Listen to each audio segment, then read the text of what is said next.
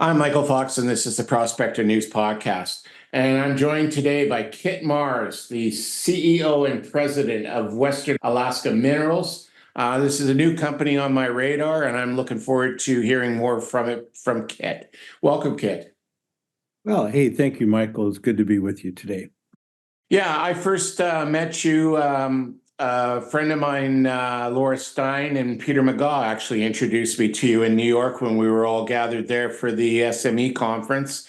And I was really intrigued with what you had to tell me there. And I thought my listeners would like to hear more about what you guys are doing. So as you're a new company on our radars, let's start with the elevator pitch and let's tell us a little bit about the company. Okay, yeah, I'll go ahead and do that. Thank you. First of all, Western Alaska Minerals is a new public company. We did go public in November of 21. However, I would like to say that my wife Joan and I founded the predecessor, Western Alaska Copper and Gold, back in 2010. So we've been exploring the Illinois Creek District for 11 years prior to going public. Really, the big picture is that we have an entire district, very unusual for a junior company.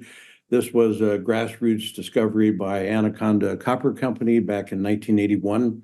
And I had the good fortune to be the first project geologist to run this. So long history with the area, not continuously, but through various times. And one of the other big points, it is a district, multiple deposits. The Illinois Creek Mine was one of the first producing gold silver mines in Western Alaska. So we had a past producing, fully permitted mine on the site. So it's really more of a brownfield site as opposed to true green fields that has never been permitted. So from a permitting standpoint, that's very important. We are on 100% state of Alaska land, and our access to the Yukon River is also 100% state of Alaska land. So that is the land status, very, very important in today's a lot of news that sometimes gets confusing to the readers that it's a lot of different things on federal lands, but we are not on U.S. BLM or any federal lands. So really the key to our recent success is at Waterpum Creek. That is geologically part of the Illinois Creek system, but it's a whole 8 kilometers away. It's part of a very, very large scale carbonate replacement deposit that, as you mentioned, my good friend Peter McGaw has helped us understand the geology, helps with the details of our exploration planning. Peter's been with us on site multiple times. And the Waterpum Creek is really a fantastic deposit. That's what we drilled on in 2022 and 2023 and announced our our initial resource in February. Yeah, that's a lot of work in a very short time from going public. I like the fact that Peter is involved in this, as my listeners will attest to. I like following people who are serially successful, and Peter's one of those people. And this type of deposit is completely up his alley, and I think he's probably the world's biggest expert in this type of deposit. So having him as a consultant will help move you guys along the way. But what also intrigued me when we were talking in New York was the fact that you were in Alaska, because to me, Alaska is one of those areas that is been underdeveloped in a lot of the sense. And it's kind of reminds me, I've got several clients and people I follow in the Wyoming area. Alaska reminds me from a political standpoint very similarly to Wyoming, where if you're on state land, you don't have the permitting issues that you would have if you're on federal lands. And because of whatever reasons, it's a very underexplored area of the world. And there's a lot of opportunity in that underexploration. And I think you found a pretty high grade opportunity coming out of that. Tell us a little bit more about working in Alaska and what that's like. Yeah, you're very correct there. Alaska, a lot of people, they know it's big, but really the state of Alaska is the size of the whole Western United States. So it's a very, very large area with the extremely variable geology terrain, going from Valdez up to Prudhoe Bay along the Trans-Alaska Pipeline. I think that's about 780 miles, well over 1,000 kilometers. So that just gives you one sense there. Alaska has a long history of mining. Juneau, the capital, that was the AJ mine. Back during just before World War II, that was actually the world's largest highly mechanized underground gold mine. High production, not a little vein deposit. It was very, very successful until shut down due to World War II. Kennecott, the Kennecott Copper Company was created at Kennecott, Alaska. J.P. Morgan financed that before World War II, one of the most successful underground copper mines in history. So there's been a long mining history today. Teck operates Red Dog in far northwestern Alaska, about 500 kilometers north of us. Red Dog is either the largest or second largest zinc producer in the world, depending on the month and the year, and it's been in production for over 30 years. Very, very successful. Around Fairbanks, two producing gold mines. Kinross has Fort Knox. That's really the underpinning of Kinross as a company, well over 300,000 ounces a year from a very large open pit deposit. And south of Fairbanks is Pogo, about 200,000 ounces a year underground, run by Northern Star Resources out of Perth. So a lot of mining history. South of us is Donlin, one of the largest undeveloped gold resources. You mentioned Peter. Also on our team is Joe Pekenbrock. He was the VP of Exploration for Nova Gold and took Donlin from 1 million ounces to its current 38, 39 million ounces. And then in Southeast, two very successful mines. Hecla has Greens Creek. That's the U.S. largest silver producer. Very nice underground mine that actually Anaconda opened back in the 80s. And then north of Juneau, Coeur has the Kensington mine, again, a very successful underground gold mine. So it's a great state to work in as long as you're on state of Alaska land, which we are. Perfect. Now, your land package, it's huge. You have found not one, but probably two significant deposits on this land package up to this point. Can you tell me about those two deposits? And I understand they're both high grade. Yeah, there's actually five. We're focused on two, the ones you mentioned. Originally, we worked on our porphyry copper deposit, Round Top, about 10, 12 miles to the north. Different geologic age than Illinois Creek, Waterpum Creek. And then we also have a very high-grade gold vein at Honker. But the focus, original production in 1997 through 2000 was at Illinois Creek. A very nice gold silver deposit.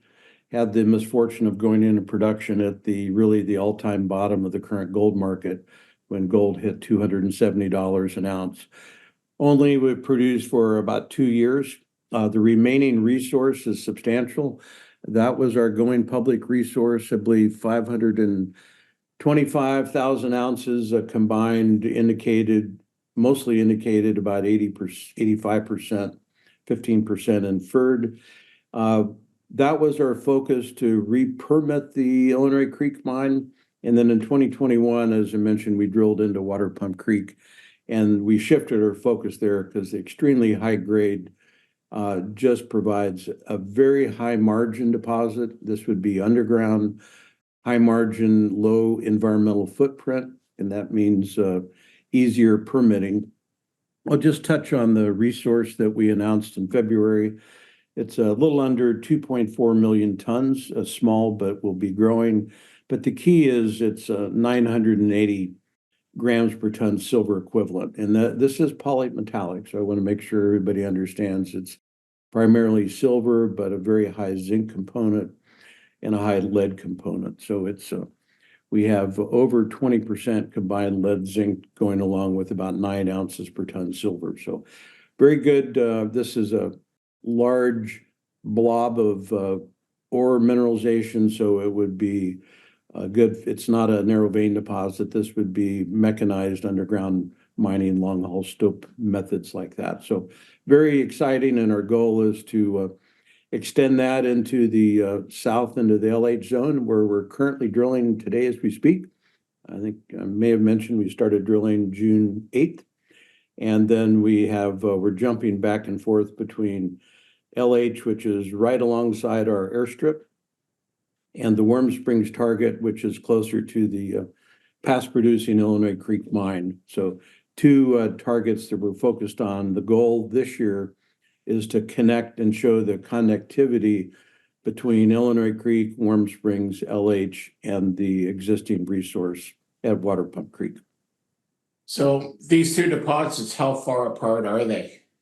They are 8 kilometers in a straight line. We do have a very extensive road system since this was a past producing mine. So we do have a fleet of trucks and different four-wheel drive vehicles on site. So we have road access to all our drilling.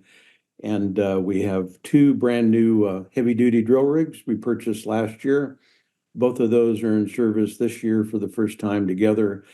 And the key in drilling the carbonate replacement is these are carbonate hosted deposits.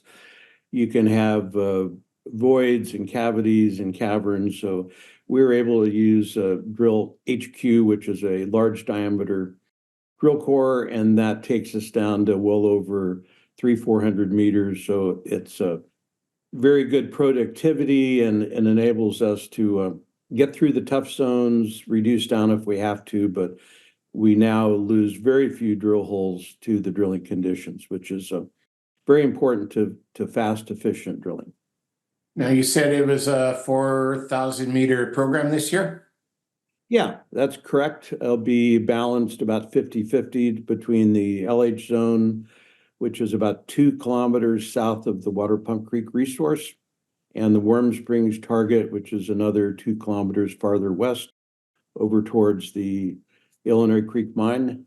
Readers take a look at our corporate presentation on the website. The graphics come together, and I do want to mention Sage Langston Stewart, our project geologist. She put together a very good 4 or 5 minute fly-through video that she and Joe Pekenbrock put together, and it gives you the graphics 3-dimensionally that really ties the picture together that words are unable to do. Wonderful. So how many holes and how deep are we going to go to find the ore out of this? Well, the last one we just completed at LH was about a little over 200 meters. So 200 is probably the shallow. And then occasionally as we're exploring the new Warm Springs target, which is a very large target and relatively unknown. It's all undercover. So it's geologic, geophysical target along strike from the past producing mine. Those will be a little deeper in the 300 to 350 meters. Some of those are just to understand the stratigraphic section.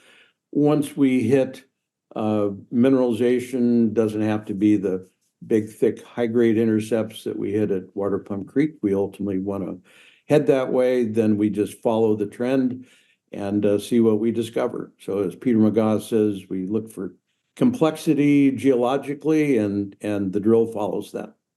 Wonderful. And Peter's a big elephant hunter, so the chances of finding more large veins is probably pretty good if you follow his advice. Well, hopefully he'll be out in about 2 weeks. His daughter will be getting married down in Homer, Alaska around the 1st of August. So right before then, we're trying to schedule a trip here in the next, or scheduling in the next few days, but towards the end of the month. And we like to have some drilling in place, get the drill core on the bench, and then assemble our technical team and bring Peter in. And we have a good thought-provoking session of looking at the geology, lay all the tables, all the ideas out, and pick the best ones. Wonderful. So if it appears that these two deposits are related and they are able to move closer, And if the drilling actually confirms that, what would be the plans for the future? Well, the high grade that we found so far, our resource, we defined right about 75 million ounces of silver equivalent. So that again is silver plus zinc and lead. The rule of thumb for this type of underground deposit for a mid-tier producer is to have 130 to 150 million ounces of silver equivalent. That would provide a 10 million ounce a year production for 12 years. That's sort of the threshold in this part of Alaska for commercial operations. So that would be the starting point. So that's our near-term goal, to hit that. And then it would be great to get an operation started and then continually to grow on that. Ultimately, we are also working on metallurgy on the past producing oxide mineralization at Illinois Creek, which is a different processing than the Waterpum Creek sulfide.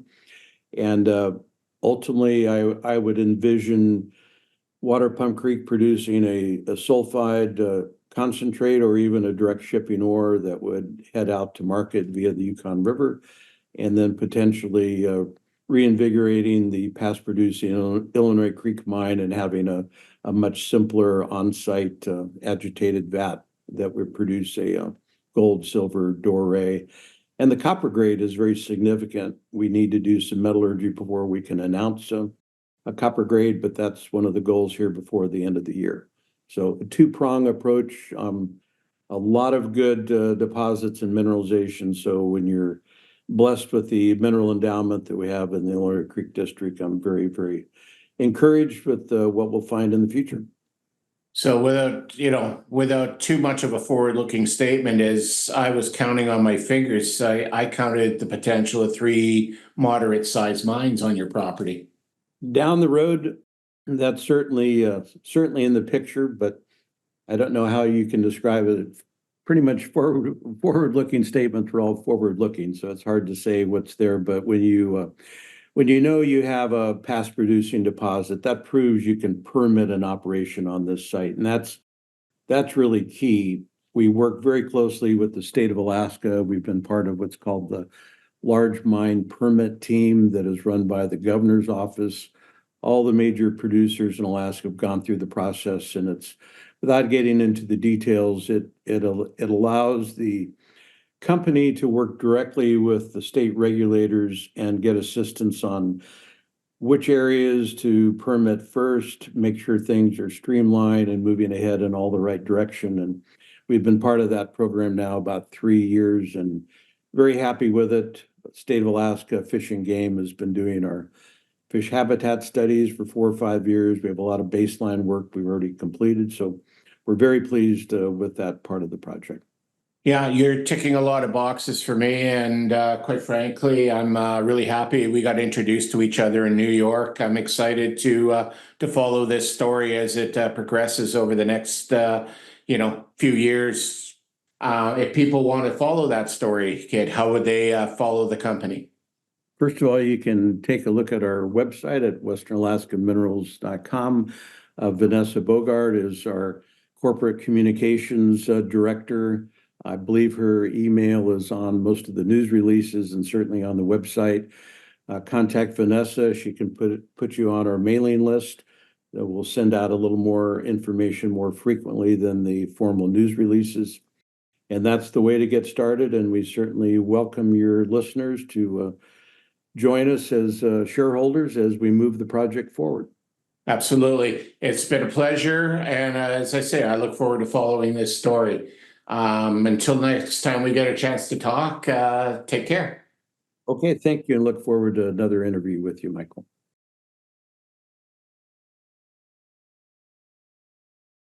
The Prospector News podcast is for educational purposes only. The opinions expressed are those of the participants and are not to be taken as investment advice. Listeners need to do their own due diligence and seek advice of a licensed investment advisor.